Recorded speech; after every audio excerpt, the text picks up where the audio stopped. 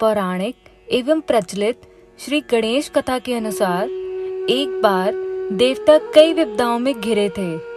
तब वह मदद मांगने भगवान शिव के पास गए। उस समय शिव के साथ कार्तिकेय तथा गणेश जी भी बैठे थे। देवताओं की बात सुनकर शिवजी ने कार्तिकेय व गणेश जी से पूछा कि तुम में से कौन देवताओं के कष्टों का निवारण कर सकता है। तब कार्तिकेय व गणेश जी दोनों ने ही स्वयं को इस कार्य के लिए सक्षम बताया। इस पर भगवान शिव ने दोनों की परीक्षा लेते हुए कहा कि तुम दोनों में से जो सबसे पहले पृथ्वी की परिक्रमा करके आएगा वही देवताओं की मदद करने जाएगा। भगवान शिव के मुख से यह वचन सुनते ही कार्तिकेय अपने वाहन मोर पर बैठकर पृथ्वी की परिक्रमा करने के लिए निकल गए। परंतु गणेश जी सोच में पड़ गए कि वह चूहे के ऊपर चढ़कर सारी पृथ्वी की परिक्रमा करेंगे तो इस कार्य में उन्हें बहुत समय लग जाएगा। तभी उन्हें एक उपाय सूझा। गणेश जी अपने स्थान से उठे और अपने माता पिता की 7 बार परिक्रमा करके वापस बैठ गए। परिक्रमा करके लौटने पर कार्तिकेय स्वयं को विजेता बताने लगे। तब शिवजी ने श्री गणेश जी से पृथ्वी की परिक्रमा ना करने का कारण पूछा। तब गणेश जी ने कहा, माता पिता के चरणों में ही समस्त लोक है। यह सुनकर भगवान शिव ने गणेश जी को देवताओं के संकट दूर करने की आज्ञा दी। इस प्रकार भगवान शिव ने गणेश जी को आशीर्वाद दिया कि चतुर्थी के दिन जो तुम्हारा पूजन करेगा और रात्रि में चंद्रमा को अर्घ देगा उसके तीनों ताप यानी दैहिक ताप, दैविक ताप तथा भौतिक ताप दूर होंगे। इस व्रत को करने से व्रतधारी के सभी तरह के दुख दूर होंगे और उसे जीवन के भौतिक सुखों की प्राप्ति होगी। चारों तरफ से मनुष्य की सुख समृद्धि बढ़ेगी। पुत्र पौत्रादि धन ऐश्वर्य की कमी कभी नहीं रहेगी। एक समय की बात है, राजा हरिश्चंद्र के राज्य में एक कुम्हार था। वह मिट्टी के बर्तन बनाता लेकिन वे कच्चे रह जाते थे। एक पुजारी की सलाह पर उसने इस समस्या को दूर करने के लिए एक छोटे बालक को मिट्टी के बर्तनों के साथ आवा में डाल दिया। उस दिन संकष्टी चतुर्थी का दिन था। उस बच्चे की माँ अपने बेटे के लिए परेशान थी। उसने गणेश जी से बेटे की कुशलता की प्रार्थना की। दूसरे ही दिन जब कुम्हार ने सुबह उठकर देखा तो आवा में उसके बर्तन तो पक गए थे, लेकिन बच्चे का बाल बांका भी नहीं हुआ था। वह डर गया और राजा के दरबार में जाकर अपनी सारी घटना बताई। इसके बाद राजा ने उस बच्चे और उसकी माँ को बुलाया तो माँ ने सभी तरह के विघ्न को दूर करने वाली संकष्टी चतुर्थी का वर्णन किया। इस घटना के बाद से महिलाएं संतान और परिवार के सौभाग्य के लिए संकट चौथ का व्रत करने लगी। एक समय की बात है कि विष्णु भगवान का विवाह लक्ष्मी जी के साथ निश्चित हो गया। विवाह की तैयारी होने लगी। तभी देवताओं को निमंत्रण भेजे गए, परंतु गणेश जी को निमंत्रण नहीं दिया। कारण जो भी रहा हो, अब भगवान विष्णु की बारात जाने का समय आया। सभी देवता अपनी पत्नियों के साथ विवाह समारोह में आए। उन सबने देखा कि गणेश जी कहीं दिखाई नहीं दे रहे हैं। तब वे आपस में चर्चा करने लगे कि क्या गणेश जी को नहीं न्योता है या स्वयं गणेश जी ही नहीं आए हैं। सभी को इस बात पर आश्चर्य होने लगा। तभी सबने विचार किया कि विष्णु भगवान से ही इसका कारण पूछा जाए। विष्णु भगवान से पूछने पर उन्होंने कहा कि हमने गणेश जी के पिता भोलेनाथ महादेव को न्योता भेजा है।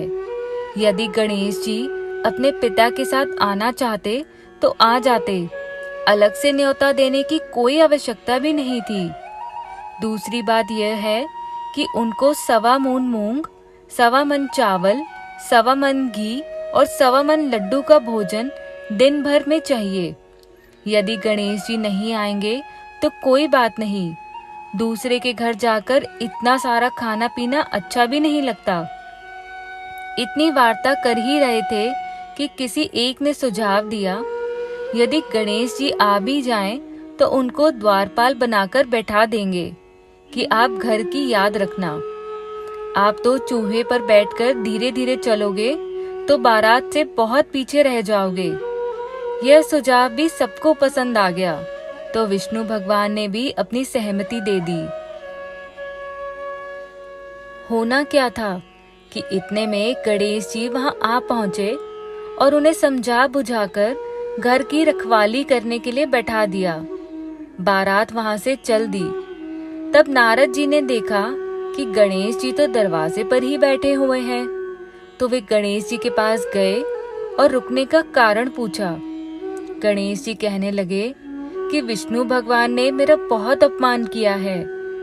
नारद जी ने कहा कि आप अपनी मूषक सेना को आगे भेज दें, तो वह रास्ता खोद देगी जिससे उनके वाहन धरती में धंस जाएंगे। तब आपको सम्मान पूर्वक उन्हें बुलाना ही पड़ेगा। अब तो गणेश जी ने अपनी मूषक सेना जल्दी से आगे भेज दी और सेना ने जमीन पोली कर दी। जब बारात वहां से निकली तो रथों के पहिए धरती में धंस गए। लाख कोशिश करें परंतु पहिए नहीं निकले। सभी ने अपने अपने उपाय किए, परंतु पहिए तो नहीं निकले, बल्कि जगह जगह से टूट गए।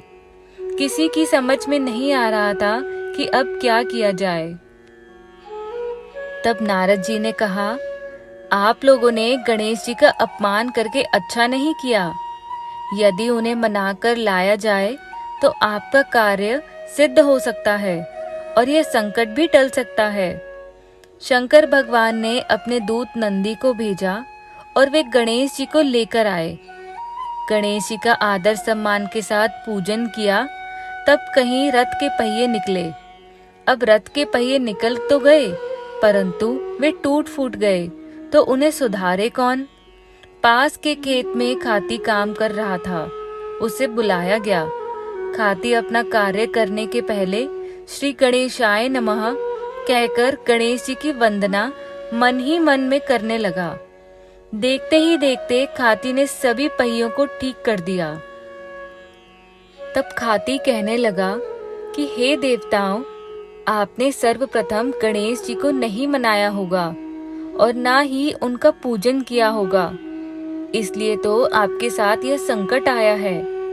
हम तो मूर्ख ज्ञानी हैं, फिर भी पहले गणेश जी को ही पूजते हैं, उनका ध्यान करते हैं। आप लोग तो देवतागण हैं, फिर भी आप गणेश जी को कैसे भूल गए?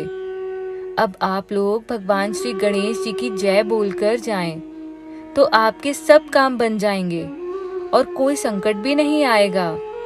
ऐसा कहते हुए बारात वहां से चल दी और विष्णु भगवान का लक्ष्मी जी के साथ विवाह संपन्न करा के सभी सकुशल घर लौट आए। श्री गणेश चतुर्थी व्रत की पौराणिक कथा के अनुसार एक बार भगवान शिव तथा माता पार्वती नर्मदा नदी के किनारे बैठे थे। वहां माता पार्वती ने भगवान शिव से समय व्यतीत करने के लिए चौपड़ खेलने को कहा। शिव चौपड़ खेलने के लिए तैयार हो गए, परंतु इस खेल में हार जीत का फैसला कौन करेगा, यह प्रश्न उनके समक्ष उठा। तो भगवान शिव ने कुछ तिनके एकत्रित कर उसका एक पुतला बनाकर उसकी प्राण प्रतिष्ठा कर दी और उस पुतले से कहा, बेटा, हम चौपड़ खेलना चाहते हैं, परंतु हमारी हार जीत का फैसला करने वाला कोई नहीं है, इसलिए तुम बताना कि हम दोनों में से कौन हारा और कौन जीता। उसके बाद भगवान शिव और माता पार्वती का चौपड़ खेल शुरू हो गया। यह खेल 3 बार खेला गया और संयोग से तीनों बार माता पार्वती ही जीत गई। खेल समाप्त होने के बाद बालक से हार जीत का फैसला करने के लिए कहा गया, तो उस बालक ने महादेव को विजयी बताया। यह सुनकर माता पार्वती क्रोधित हो गईं और क्रोध में उन्होंने बालक को लंगड़ा होने और कीचड़ में पड़े रहने का श्राप दिया। बालक ने माता पार्वती से माफी मांगी और कहा कि यह मुझसे अज्ञानतावश ऐसा हुआ है, मैंने किसी द्वेष भाव में ऐसा नहीं किया। बालक द्वारा क्षमा मांगने पर माता ने कहा, यहाँ गणेश पूजन के लिए नाग कन्याएं आएंगी, उनके कहे अनुसार तुम गणेश व्रत करो, ऐसा करने से तुम मुझे प्राप्त करोगे।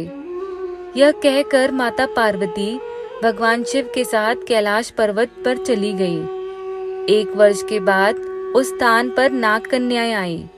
तब नाग कन्याओं ने श्री गणेश के व्रत की विधि मालूम करने पर उस बालक ने 21 दिन लगातार गणेश जी का व्रत किया। उसकी श्रद्धा से गणेश जी बहुत प्रसन्न हुए।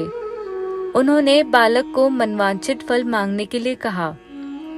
उस पर उस बालक ने कहा, हे विनायक, मुझ में इतनी शक्ति दीजिए कि मैं अपने पैरों से चलकर अपने माता पिता के साथ कैलाश पर्वत पर पहुंच सकूं और वे ये देख प्रसन्न हों। तब बालक को वरदान देकर श्री गणेश अंतर्ध्यान हो गए। इसके बाद वह बालक कैलाश पर्वत पर पहुंच गया और कैलाश पर्वत पर पहुंचने की अपनी कथा उसने भगवान शिव को सुनाई। चौपड़ वाले दिन से माता पार्वती शिवजी से विमुख हो गई थी। अतः देवी के रुष्ट होने पर भगवान शिव ने भी बालक के बताए अनुसार 21 दिनों तक श्री गणेश का व्रत किया। इस व्रत के प्रभाव से माता पार्वती के मन से भगवान शिव के लिए जो नाराजगी थी वह समाप्त हो गई। तब यह व्रत विधि भगवान शंकर ने माता पार्वती को बताई। यह सुनकर माता पार्वती के मन में भी अपने पुत्र कार्तिकेय से मिलने की इच्छा जागृत हुई।